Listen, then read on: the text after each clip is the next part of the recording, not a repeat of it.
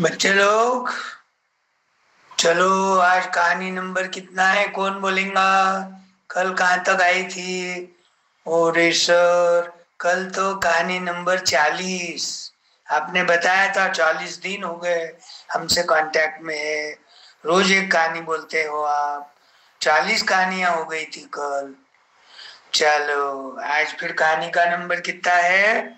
41, यानी 41। और कहानी का नाम है दुष्ट काजी। दुष्ट यानी खराब, झूठ बोलने वाला, लोगों को फंसाने वाला। और काजी यानी ये लोग मुस्लिम लोग रहते, जो न्याय देते ना, उसको काजी बोलते। छोटी मोटी कोई कंप्लेंट लेके आया तो वो काजी के पास जाते रहते लोग। फिर काजी वो दोनों की कंप्लेंट सुनता और उसके हिसाब से दोनों में से एक सही और एक झूठ, कौन है सही बोलने वाला, कौन झूठ बोलने वाला, उनकी बातों पर से, चेहरे के हाव भाव पर से, वो कंप्लेंट कैसी उसके पास रखते, हंसते हुए रखते क्या रोते हुए बारीक मुंह करके रखते, अंदाज उसको समझ जाता, इतना तो उनको आता ही रहता। तो ऐसा न्याय देने वाला उसको क्या बोलते? काजी। लेकिन यो काजी क्या था? नाम काजी था, न्याय देने का तो इसका नाम ही नहीं था। ये दुष्ट था, लोगों के पैसे हड़पना, लोगों से ज्यादा फीस वसूल करना, ये ऐसा काम करता था। लेकिन लोगों को ये मालूम नहीं था ये दुष्ट है। अब काजी बोले तो सबको मालूम कि ये न्याय देने वाला है। तो एक गांव में एक काजी रहता, वही गांव में अकबर राजा भी रहता था और बीरबल उसके नवरत्न, दरबार में के नवरत्न सब रहते थे, यानी वो बड़ा गांव था। तो एक बुढ़ी औरत को वो तीर्थ यात्रा को जाना था। अब वो बुढ़ी औरत, घर तो उसका मामूली रहता, जो भी घर में कुछ है सामान, लॉक लगा के गए तो चोर तो तुरंत चोरी कर देंगे। अब बर्तन भांडे कपड़े ऐसे नहीं ले जाते, लेकिन वैल्यूएबल्स तो ले जाते। अब उसके पास क्या है, मेहनत करती थी वो, और तो एक एक एक एक करके उसने 1000 सोने के सिक्के जमा किए थे। भाई अपने पोती को देना आएगा एजुकेशन को, पोती की शिक्षा के समय शिक्षण और हायर एजुकेशन के लिए दूंगी, उसकी शादी में दूंगी, ऐसा सोच के जमा किया था उसने। तो अब तीर्थ यात्रा नहीं किया था उसने। अब एक कोई तो भी तीर्थ यात्रा कंपनी की एडवर्टाइज देखती हो, भाई 2 लाख रुपए में हम सारे चारों धाम, जैसे रामेश्वर है, द्वारका है, जगन्नाथपुरी है, बद्रीनाथ केदारनाथ है, अयोध्या है, काशी है, या ऐसे सारे बड़े बड़े तीर्थ, उसके साथ 12 ज्योतिर्लिंग, और उसके साथ वो तुम्हारे अष्ट विनायक, मालूम है ना? विनायक 8 विनायक, विनायक यानी गणपति, फेमस गणपति के 8 मंदिर है, फेमस ज्योतिर्लिंग के 12 मंदिर है। और ये अभी जो मैं ऊपर की बात, ये 3 महीने के अंदर हम करा के लाएंगे ट्रेन से। तुम्हारा रिजर्वेशन होगा, दोनों टाइम का खाना, एक टाइम का नाश्ता, दोनों टाइम चाय, उतरने की अच्छी जगह, नहाने को गर्म पानी, दर्शन के लिए कोई पैसे नहीं, लाइन में खड़े रह के दर्शन कर, और आपको जो मन में आए वो वहां दान पेटी में डालना है, वो तुम्हारा खर्चा, बाकी सब तीर्थ वो यात्रा कंपनी करेंगे। बुढ़िया को अच्छा लगा, अपने पास कोई नहीं है, चलो यात्रा में जाएंगे तो किसका न किसकी तो पहचान हो जाएंगी, गप्पे मारते मारते रास्ते में, और सबके साथ अपनी भी यात्रा हो जाएंगी, नहीं तो अकेले तो करना मुश्किल। अब उसको प्रॉब्लम आ गया कि भाई जो अपन तीर्थ यात्रा जाएंगे, अपने पास तो 1000 सोने के अशर्फिया है। तो उसने क्या किया, एक थैली में, रेशम की थैली थी उसके पास, उसके अंदर डाल के अच्छा पैक कर दिया, उसको सील कर दिया, सिया, अच्छा मुंह बांधा, सब करा।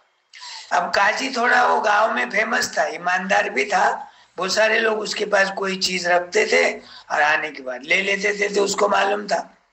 तो वो काजी के पास गई, दुष्ट काजी के पास। अब दुष्ट काजी क्या करा, आओ दादी माँ क्या काम है, तो क्या लाए वो साथ में, तो बोले काजी साहब मेरे पास है ना ये थैली के अंदर 1000 सोने की अशर्फिया है।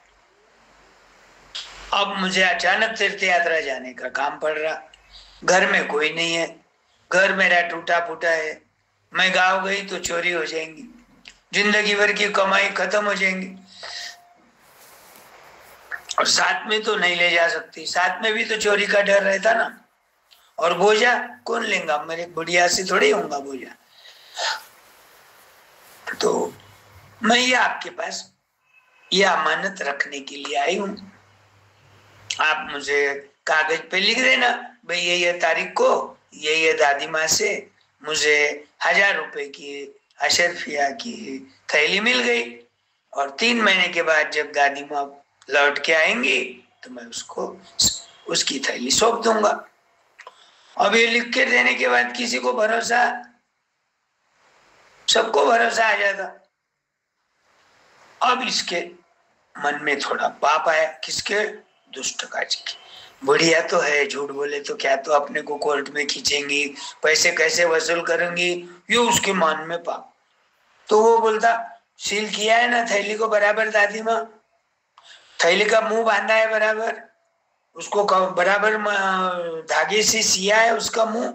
हाँ बोले, हाँ फिर वहां रख दो। बोले वो मेरा पास पीपल का झाड़ है छोटा, वो झाड़ के पास रख दो, मैं मेरा काम हो गया कि वो उठा के पेटी में रख दूंगा और उसको कागज बांध के तुम्हारा नाम लिख दूंगा, तुम जब आओगी तो मेरे पास आ जाना, मैं दे दूंगा।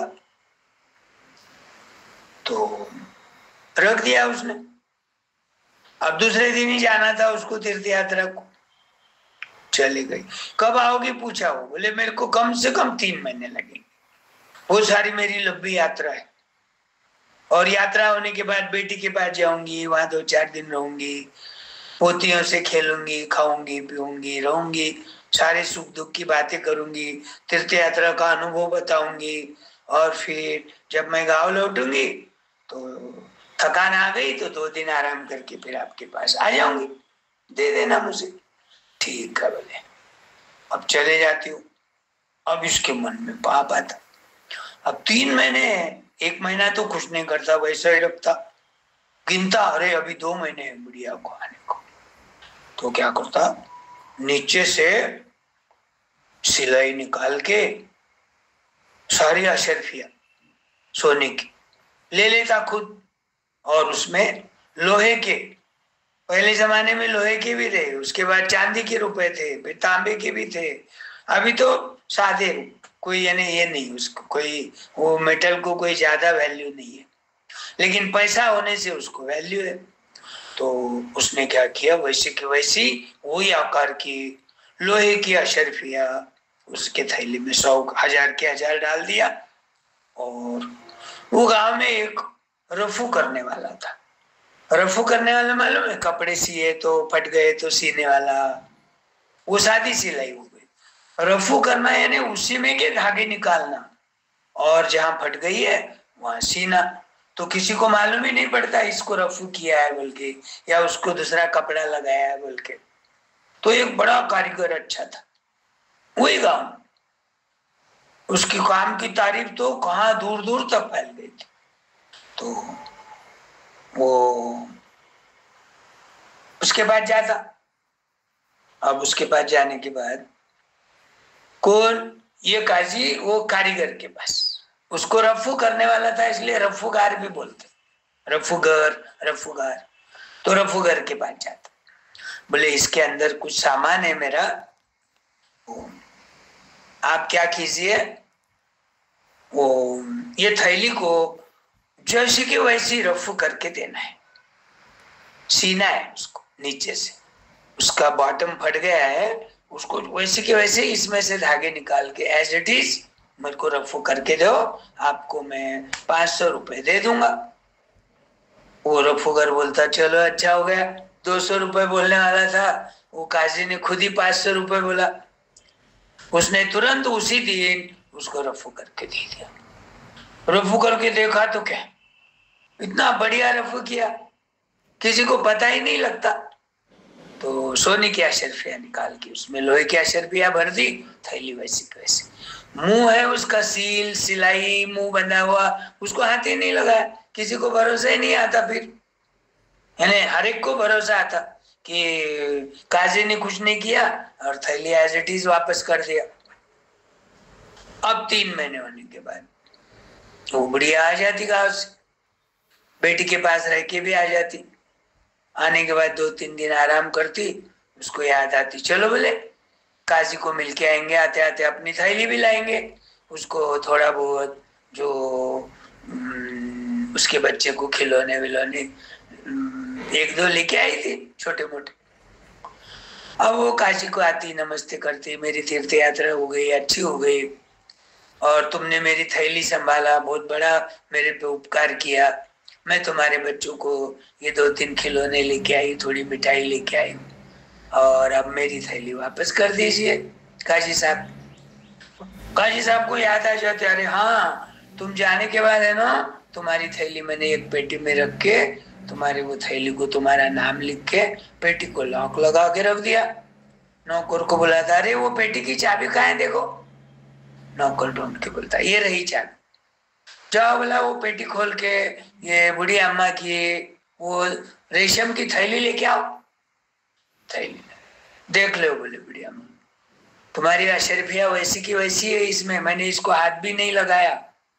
अब तुम बूढ़ी अम्मा है बोल के मैंने संभाला, नहीं तो दूसरों की जोखिम संभालना कितना मुश्किल काम है, तुमको भी मालूम है। समझो कल चोर आ गए मेरे पास और वो तुम्हारी अमानत रखी हुई लेके चले गए, उसकी कीमत तो मुझे देना पड़ेगा। ऐसे हाव भाव करके अपना झूठपना छुपाने के लिए हंस खेल के बातें कर रहा उस। देख लो बोले तुम्हारा मुंह बंधा हुआ है, सील एज इट इज है, सिलाई करा हुआ तुम्हारे हाथ की वैसी है, मैंने हाथ ही नहीं लगाया, उधर गया ही नहीं। बाद में वो उसको पेटी को कुलूप लगा के एक खिल्ले को चाबी अड़का दिया था, वो चाबी को भी तुम्हारा नाम लिख दिया था कि रोज का काम में तो मैं इतना बिजी था, 3 महीने तुम्हारे कब गए ये भी पता नहीं। बुढ़िया खुश हो गई, उसके आंखों में चमक आ गई, चलो काजी के पास रह के चोरी नहीं हुई, अब मेरे बुढ़ापे का सहारा मुझे मिल गया वापस। अब वो खोल के देखती तो क्या, सोने की जगह पे लोहे के रुपए। वो समझ गई काजी ने कुछ तो किया है, सोने के पैसे मेरे हाथ से मैंने डाला, उसमें लोहे के कैसे हो जाएंगे, ये जादू की थैली थोड़ी है। मैं जाने के बाद काजी को तो जादू नहीं आती, तो जरूर उसने लिया होगा, पर लिया कैसा होगा ये समझ में नहीं आ रहा। एक बात से उसको विश्वास भी आ रहा था कि थैली एज इट इज है, कोई उसको धक्का नहीं लगा। और दूसरी बात, अरे पैसे गए कहाँ पे, सोने के बजाय लोहे के पैसे कैसे क्या हो गए, जरूर कुछ न कुछ तो किया होगा वो काजी ने। अब वो एक दिन बीरबल के पास जाती,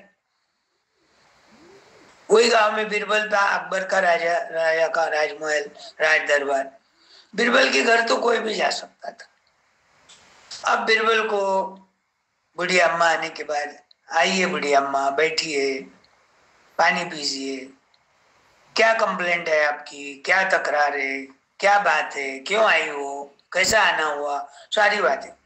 अब बुढ़ी अम्मा उसको बोलती, देखो बीरबल साहब, मुझे तीर्थ यात्रा जाना था, मेरे पास 1000 रुपए सोने के अशरफिया एक एक करके मैंने कमाई करके रखी थी। भाई मेरी बेटी है, 2 पोतियां हैं, उसका एजुकेशन है, उसकी शादी है, और मेरा बुढ़ापे का सहारा ऐसा मैंने जमा करके रखा था। अब अपने गांव में काजी है, वो तो न्याय करते, दूसरे की चीजें भी संभालते, बराबर ईमानदारी से देते। तो मैंने वो काजी के पास ये रुपए रखे, लिखा पढ़ी करी, कागज लिख के दिया उसने, मैंने उसको वापस कर दिया, आने के बाद दे दूंगी। अब सोने के रुपए वो लोहे के रुपए हो गए। 1000 है गिना मैंने, एक भी कमी नहीं है, लेकिन लोहे के हो।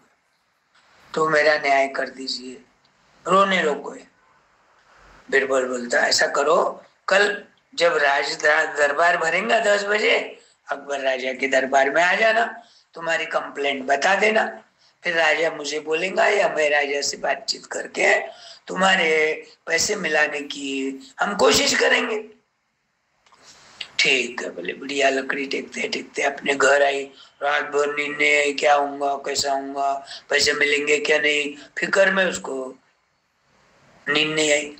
सुबह उठी, बड़ी सैड थी, दुखी थी, दुखी मन से सवेरे आवरा आवरी करके 10 बजे का रास्ता देख रही।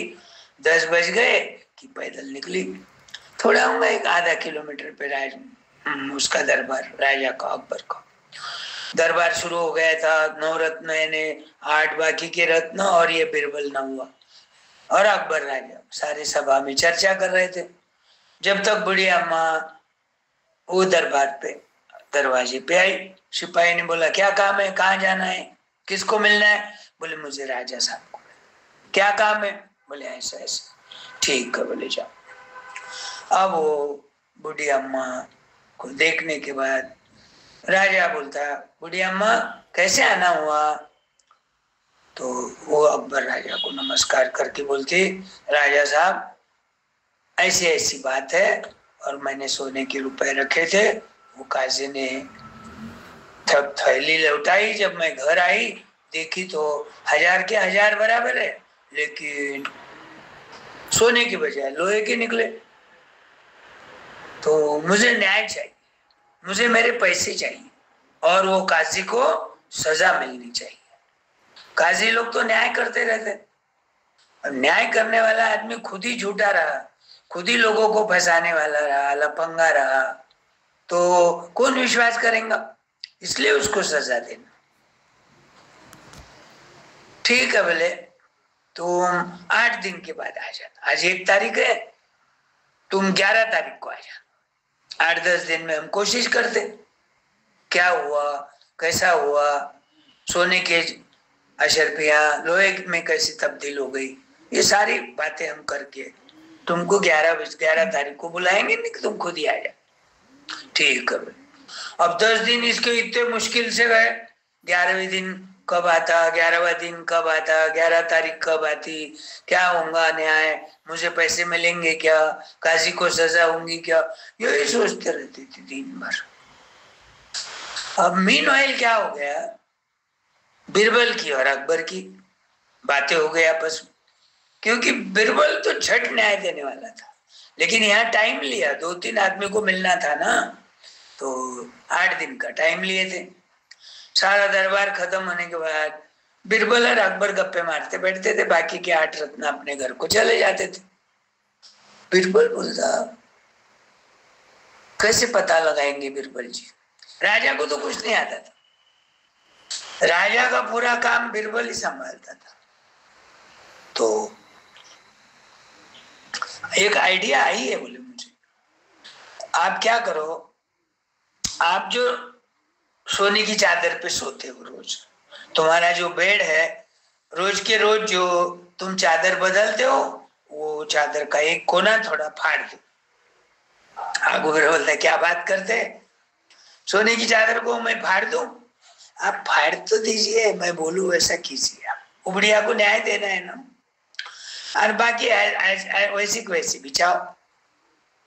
अब उस दिन तो राजा सो गया, लेकिन वो भी सोचने लगा बिरबल ने चादर का एक कोना फाड़ने को क्यों बोला होगा, क्योंकि उसकी समझ में नहीं आया। दूसरे दिन जब सुबह राजा नींद में से उठने के बाद, वो नौकर चाकर तो बहुत रहते साफ सफाई करने वाले, वो चादर फटक के अच्छी तरह से बिछाने को गया, तो उसको एक कोना फटा हुआ दिखा, वो घबरा गया, उसको लगा, डर लगने लग गया कि मैंने ही कोना फाड़ा होगा बोल के राजा मुझे सजा दे सकते, हालांकि मैंने कुछ नहीं किया, लेकिन फटी हुई दिख रही ना सामने, वो मैं करता था हमेशा ये काम, वो मुझ पे ही चोरी का आरोप लगेगा, इल्जाम लगेगा। तो उसने क्या किया, चुपके से दूसरी चादर अलमारी में से निकाल के बिछाया, और वो जो पुरानी चादर थी वो फटी हुई, वो चादर वही गांव में वो रफूगर के पास पहुंचा। रफूगर तो बहुत बड़ा फेमस था। वही रफूगर के पास वो दुष्ट काजी ने वो थैली को रफू करा लिया था बुढ़िया अम्मा की। तो वहां चले गए। वहां जाने के बाद बोला, रफूगर साहब ये चादर थोड़ी फट गई है, सीना नहीं है, इसको रफू करना है। रफू का मतलब तो आपको मालूम है, उसी में से धागे निकालना है और बराबर सीना है, ताकि हुबेहूब वैसी की वैसी दिखे और किसी को पहचान में भी नहीं आए। इसमें तो आप माहिर है, परफेक्ट है। अब ये चादर राजा साहब की है। अब ये कैसी फट गई पता नहीं, लेकिन वो मैंने ही फाड़ के ले गया हूँगा, सोने की चादर थी ना वो, मैंने ही फाड़ के ले गया हूँगा बोलकर मुझे सजा मिल सकती, क्योंकि वो काम मैं ही करता हमेशा। इसलिए आप क्या करो, मैं तो कितना गरीब हूँ, पगार पे कितनी महंगाई है, जीना कितना मुश्किल है, तो आप 100 रुपए में इतना काम कर दो। वो बोलता नहीं नहीं नहीं, मैं तो हर एक से 200 लेता हूँ। अच्छा ठीक है, तुम गरीब है और राजा साहब तुमको सजा देंगे ऐसा तुम बोल रहे, तुम्हारे लिए मैंने 150 रुपए का चार्ज करूंगा। ठीक है, 150 रुपए देता हो। बोलता मैं कल आऊंगा शाम में। अब दूसरे दिन जाता, 150 रुपए देता और चादर लेके आता। देखता तो आश्चर्यचकित हो जाता उसको भी, अरे इतने अच्छी रफू किया कि जैसे चादर फटी ही नहीं, सीने में ही नहीं आई, रफू करे ही नहीं उसको, ऐसा मालूम। अब दूसरे दिन वो राजा पूछता, अरे कल दूसरी चादर बिछाया था मेरी, वो चादर कहाँ गई? बोले वो थोड़ी मैली हो गई थी, मैंने धोबी को दिया और उसने धो के प्रेस करके ला के दिया, आज बिछा दूंगा। राजा जब सोने को जाता देखता तो चादर सही सलामत, रफू करा हुआ ध्यान में भी नहीं आ रहा। तो उसको नौकर को पूछता, अरे कल तो चादर फटी हुई थी, आज अच्छी कैसे लग रही?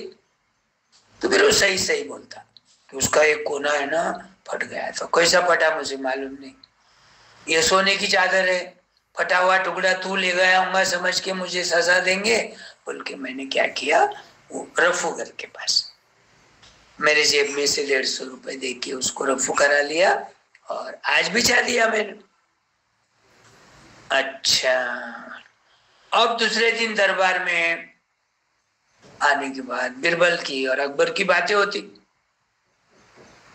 वो बोलता, बिरबल अरे क्या आश्चर्य है, बोले तुमने जो कोना फाड़ने को बोला वो कोना सही सलामत निकला आज,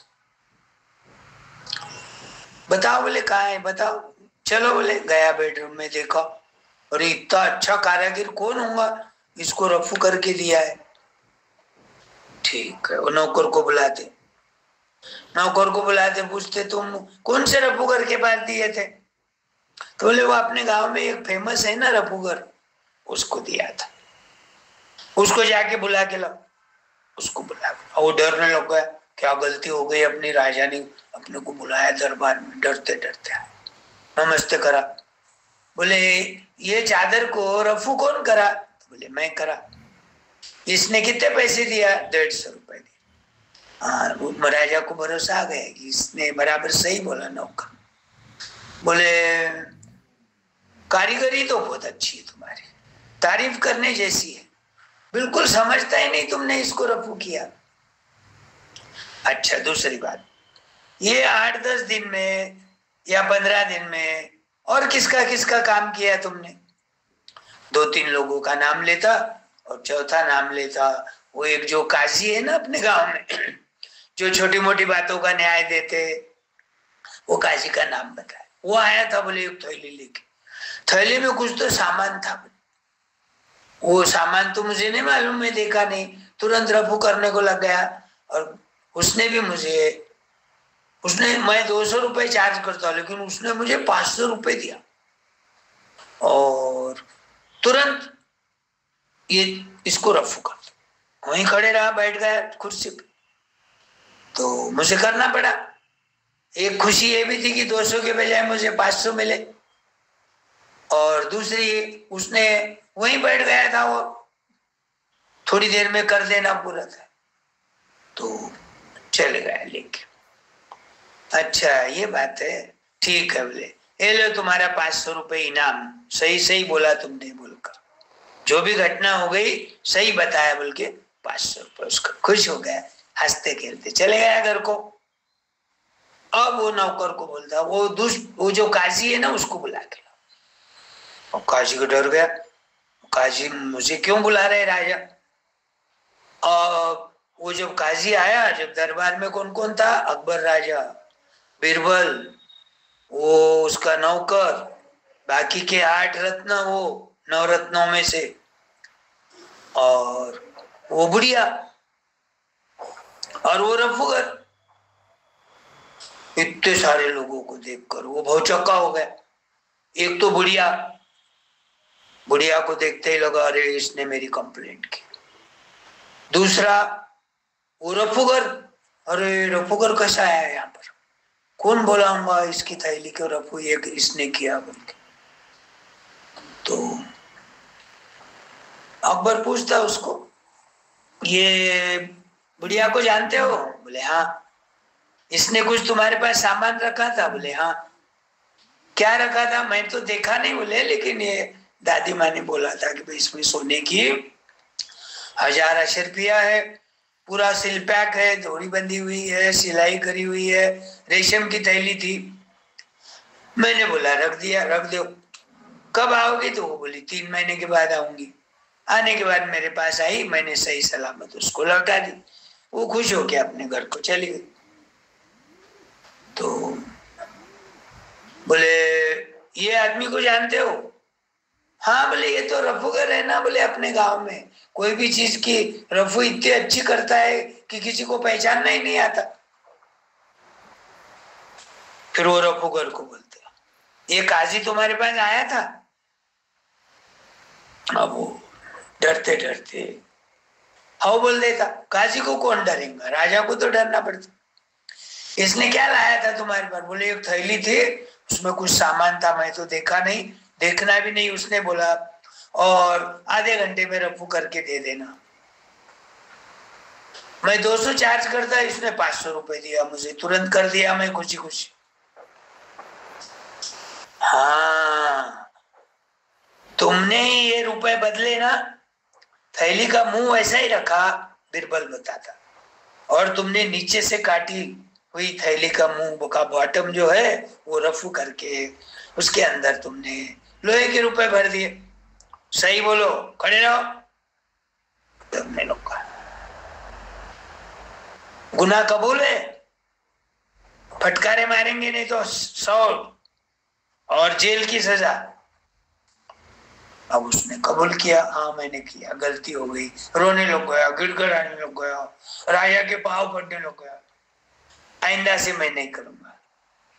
ये बूढ़ी अम्मा है, इसके पैसे चुराए तो इसको क्या तो समझेगा, तो समझ भी गया तो ये कुछ कोर्ट कचहरी करने के काबिल नहीं है, जा नहीं सकती बार बार, और वो पैसे मुझे मिल जाएंगे। मेरे मन में पाप आया, मैंने खुद बदला साहब, अब नहीं बदलू।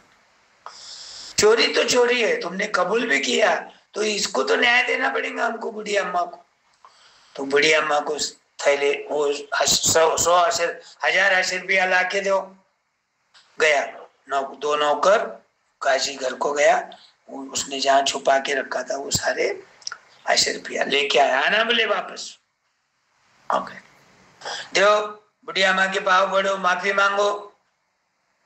अब उसके पैसे तो दिए तुमने, लेकिन तुम झूठ बोले, चोरी करे, फंसाए लोगों को, तो इसकी सजा तो तुमको मिलना ही मिलना है। हाँ इतना है, तुमने 10 रुपया वापस करी बोल के तुमको सजा कम मिलेगी, तो जितनी 10 रुपया तुमने इसकी छुपा के रखी उतने 10 रुपया तुमको पेनाल्टी बोल के ये बुढ़िया माँ को देना है। इसको मनस्ताप हो गया, परेशान हो गई हो, तो 1000 रुपए उसको बुढ़िया माँ को देना पड़ा, और 3 महीने की तुमको जेल की सजा मिलेगी। तो ऐसा बीरबल बराबर न्याय करता था, और बीरबल बोले वैसा अकबर उसको फॉलो करता था। तो ये कहानी पर से क्या सीखना चाहिए? कोई भी काम करना है तो ईमानदारी से करना है, लोगों को फंसाना नहीं है, झूठ बोलना नहीं है, चोरी करना नहीं है और गुंडागर्दी करना नहीं है। तो बच्चे लोग, आई बात ध्यान में, कहानी थोड़ी लंबी है लेकिन ध्यान देने जैसी है। अच्छे अच्छे लोग भी कैसे लोगों को फंसाते। उसका नाम था न्यायप्रिय है बोलकर काजी, लेकिन वही काजी बाद में दुष्ट निकला, इसलिए उसका नाम क्या पड़ा, दुष्ट काजी। बाद में उसके पास कोई नहीं जाता था। फिर जो न्याय करता था, वो न्याय मांगने के लिए लोग आ जाते थे, वो फीस लेता था लेकिन न्याय करता था। अब उसका वो काम भी बंद हो गया, लोग आ जाना बंद हो गए, वो परेशान हो गया, रोज का खाना पीना भी उसका निकल रहा नहीं, उम्र भी ज्यादा थी, दूसरा काम भी नहीं कर सकता, तो ऐसी फजीती हो जाती। तो अच्छे कर्म करना चाहिए तो फल अच्छा मिलता। इसने बुरा कर्म किया, इसको बुरा फल मिला। लोग बोलते स्वर्ग में जाने के बाद, नरक में जाने के बाद सजा मिलती है, लेकिन यहाँ तो बिरबल राजा के ही गांव की कथा है। बिरबल राजा वहीं मिल गया, अकबर राजा ने बराबर न्याय देके उसको सजा दिया और उसके आज तक की पूंजी जमा करी हुई वो भी चले गई। तो ऐसा कभी कभी उल्टा डबल नुकसान हो जाता है। ध्यान में बच्चे लोग, अरे वाह कितना ध्यान से सुनते ना तुम लोग। चलो ये कितनी कहानी हो गई, आज 41 हो गई। और लास्ट कहानी का नाम क्या है, दुष्ट काशी। अपने को अच्छा बनना है, होशियार बनना है, चतुर बनना है, ईमानदार बनना है, कोई भी काम है तो ऑनेस्टली करना है, ये कहानी पर से ध्यान में रखना चाहिए। Okay bye.